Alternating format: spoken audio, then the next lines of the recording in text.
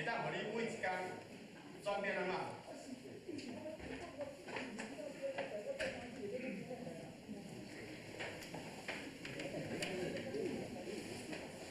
咱人每一工会当保持自由时间，世间应该是无啥物常常咱看开，因为咱人的观念随着时间长长去累积这个意识，那么这个意识，敢若像你做足这个工作，准备这个资料，你的文书的资料，你若无一工好来整理，那么你这个资料愈来越差愈悬，到落尾你真正难来整理。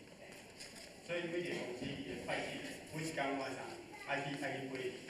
银行的会计每一工爱归。就是讲你一工所累积8点钟，这种种的主持人员，咱拢爱靠个观念，爱安怎大使一番，大使一番这个死，叫咱上面拢讲死，死是讲咱更加爱甲归零，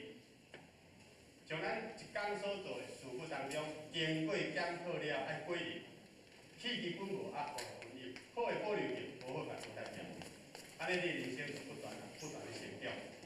尤其咱人甲人相处当中咧，咱必然一定爱靠观念，这个观念就以一个描述来讲，是咱的道德。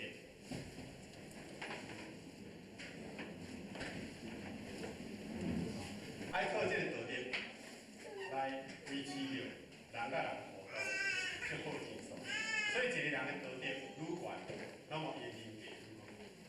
一个人的道德愈悬，伊的人品会愈高尚。一个真实修行人，伊较到处一定是人，受到个人大家的尊重，所以呢，观念